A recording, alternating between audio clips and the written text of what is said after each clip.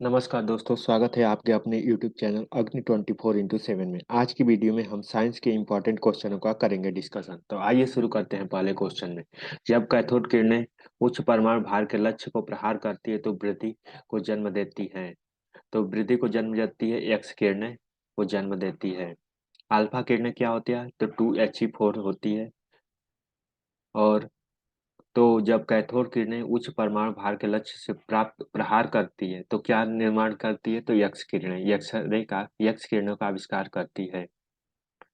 परमाणु संख्या 29 वाले तत्व से संबंधित है।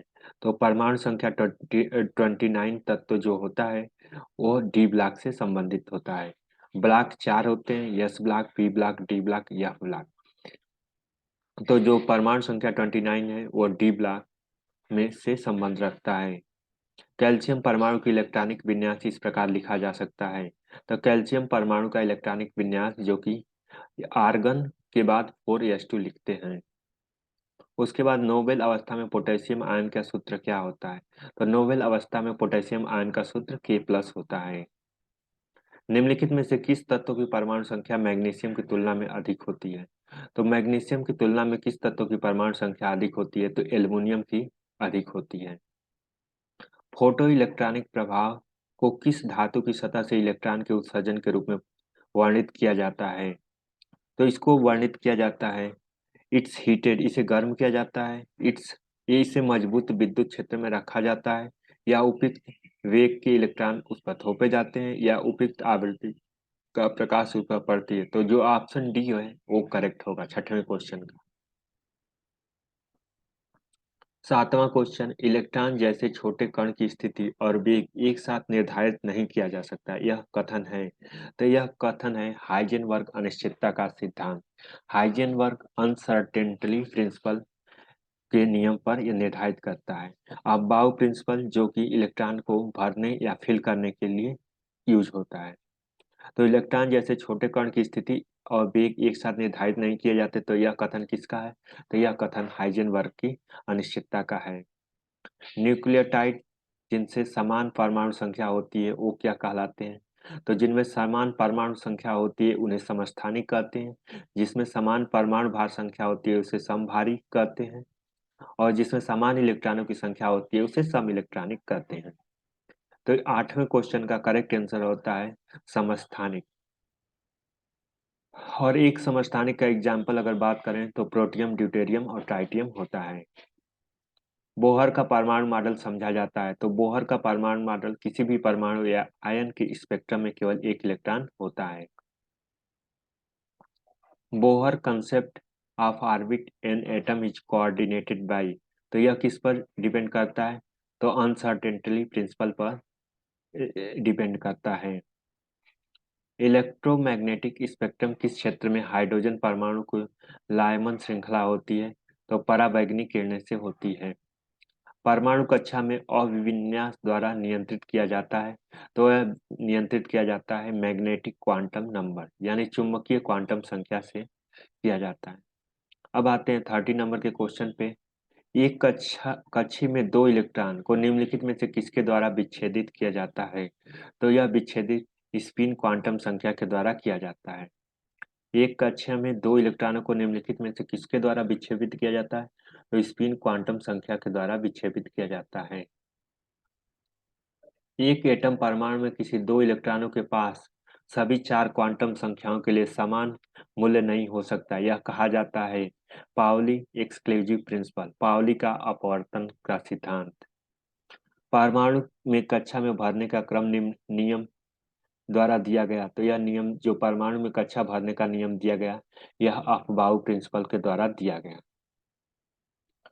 पेयरिंग होने से पहले उपलब्ध कोश में एक इलेक्ट्रॉन मौजूद होना चाहिए, यह नियम है हुक्स का नियम। CN ion iso electronic with, तो सीएन जो आइसो इलेक्ट्रॉनिक है यह होता है N2 और CO में, यानी ए और बी दोनों सही होते हैं। निम्नलिखित में से कौन सा ऋणात्मक आयन होता है? ये यदि इसमें प्रोटॉन से अधिक इलेक्ट्रॉन हो तो उसे ऋणात्मक आयन कहते हैं। कौन से दो तत्व इलेक्ट्रॉन के बीच एक आकर्षण बल प्रदान करने में सक्षम है? तो ग्रेविटेशनल और न्यूक्लियर फोर्स जो कि आकर्षण बल प्रदान करने में सक्षम होते हैं। कैथोड किरणें हैं, तो कैथोड किरणें जो कि स्ट्रीम ऑफ इलेक्ट्रॉन इलेक्ट्रॉन की धारा को डिनोट करते हैं। निम्नलिखित में से कौन सा भौतिक परिवर्तन नहीं है? तो combustion of liquefied petroleum gas जो कि भौतिक परिवर्तन नहीं है। निम्नलिखित में प्रतिक्रिया में कौन एक उदाहरण है? तो NH3 5O2 4NO plus 6H2 जो कि एक उदाहरण है। तो यह उदाहरण है जो कि पहला तो यह डिस्प्लेसमेंट रिएक्शन होता है और दूसरा जो कि रिडॉक्स रिएक्शन होता है, क्योंकि इसमें ऑक्सीकरण और अपचयन दोनों क्रियाएं साथ होती हैं। नेक्स्ट क्वेश्चन 23 नंबर पाते हैं, दिए गए प्रतिक्रिया के बारे में निम्नलिखित में से कौन सा कथन सही है? तो 3F+4H2 या फिर 3O4+4H2। तो इस क्रिया में जो पहला iron metal is getting oxidise, ये सही है। वाटर इज गेटिंग रिड्यूसेस, पानी का अपघटन हो रहा है, ये भी सही है। Water is acting as a reducing agent, गलत है, क्योंकि वो ऑक्सीडाइजिंग एजेंट की तरह काम कर रहा है। Water is acting as a oxidising agent, ये सही है। तो इसमें सही कौन हुआ? पहला, दूसरा और चौथा। तो ऑप्शन जो सी है वो करेक्ट हो जाएगा। निम्नलिखित में से कौन सा ऊष्माक्षेपी प्रक्रिया है? तो ऊष्माक्षेपी यानी एक्सोथर्मिक रिएक्शन।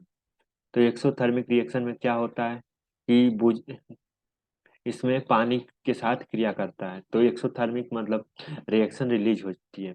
तो रिएक्शन ऑफ वाटर विथ क्विकलाइन यानी बुझे हुए चूने के साथ प्रतिक्रिया करना, और डाइल्यूट ऑफ एसिड, एसिड का तनु होता है। तो पहला और दूसरा जो दोनों सही है।